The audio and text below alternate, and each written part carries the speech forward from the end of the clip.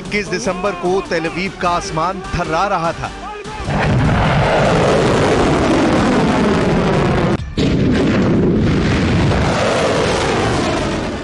इक्कीस दिसंबर को इजराइल का खौफ देखिए, यमन से हुआ ये मिसाइल हमला देखिए।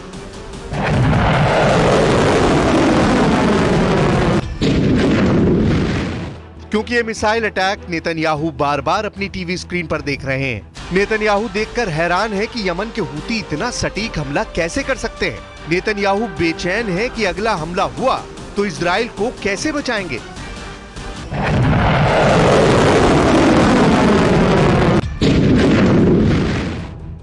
क्योंकि 21 दिसंबर को यमन के हूती ने तेल अवीव पर जिस मिसाइल से हमला किया, उसके आगे इजराइल का वर्ल्ड फेमस मिसाइल डिफेंस पूरी तरह फेल हो गया।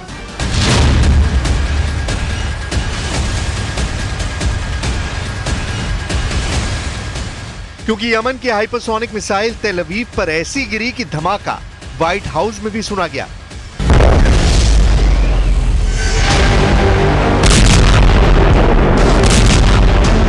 वो इसलिए क्योंकि इजराइल का नया डर 21 दिसंबर नहीं, अब 13 अप्रैल और 1 अक्टूबर वाला अटैक बनने जा रहा है।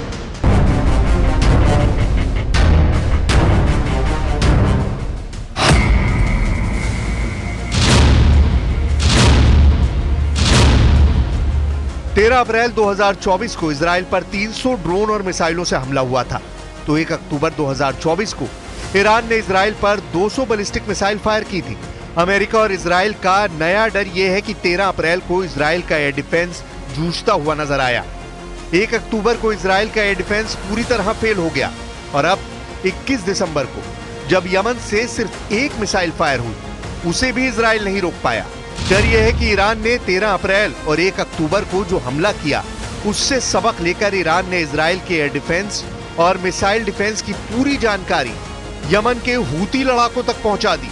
यही वजह है कि जब यमन ने 21 दिसंबर वाला मिसाइल अटैक किया तो इजराइल का मिसाइल कवच यमन के हमले के आगे नाकाम हो गया। अब नेतन्याहू का नया खौफ यह है कि अगर यमन की एक मिसाइल को रोकने में इजराइल नाकाम रहा तो ईरान अगर फिर से 200 मिसाइलों से हमला करेगा तो इजराइल कैसे बचेगा।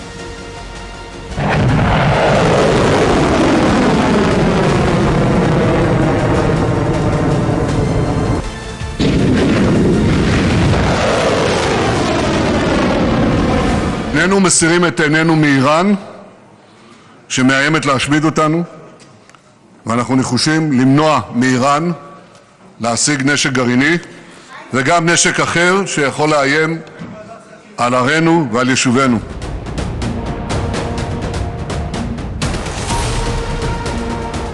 नेतन्याहू ईरान की मिसाइल टेक्नोलॉजी को लेकर इसलिए तनाव में है क्योंकि यमन से जो मिसाइल फायर की गई उसे रोकने में अमेरिका से मिला थार्ड सिस्टम भी फेल हो गया। थार्ड सिस्टम अमेरिका का सबसे अचूक और दुश्मन के हर वार को रोकने की सबसे बड़ी गारंटी माना जाता है। अमेरिका ने यह सिस्टम दुनिया के उन कोनों में तैनात किया हुआ है जहां उसे सबसे ज्यादा खतरा नजर आता है। इसलिए जब यमन की मिसाइल के आगे थार्ड फेल हो गया, यानी थार्ड भी इजराइल को नहीं बचा पाया, जब इजराइल का अपना arrow missile defence system fail हो गया, जब इजराइल का David sling air defence system नाकाम हो गया और जब इजराइल का मिस्टर भरोसेमंद आयरन डोम भी नाक रगड़ता हुआ नजर आया।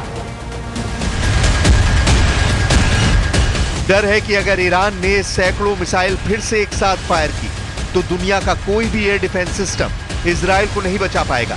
वो घुटनों के बल बैठने पर मजबूर हो जाएगा। ईरान बार बार बता रहा है कि उसकी मिसाइल पावर को हल्के में ना लिया जाए क्योंकि वो इजराइल से बदला जरूर लेगा, इसमें कोई गुंजाइश नहीं है।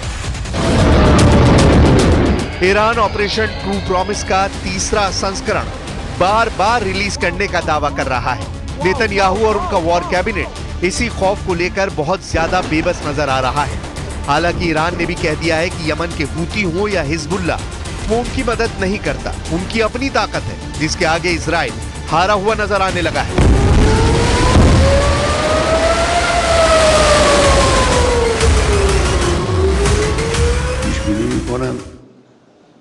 این حادثه سر برآوردن یه مجموعه شرافتمند قوی در سوریه هم اتفاق خواهد افتاد.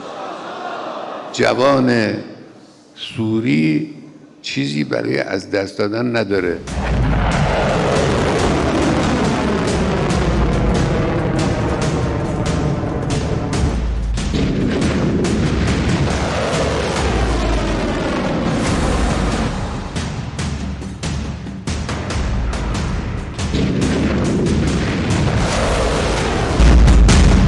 इसमें कोई शक नहीं कि अब तक इजराइल के एरो और आयरन डोम दुनिया में मशहूर हुए हैं। ये इजराइल के बहुत ही सटीक एयर डिफेंस सिस्टम माने जाते हैं। आयरन डोम ने अब तक हमास की तरफ से दागे हुए हजारों रॉकेटों को मार गिराया है, लेकिन उसके सामने अब बड़ी मिसाइलों का चैलेंज है, जो ईरान के पास भी है और यमन के हूती लड़ाकों के पास भी।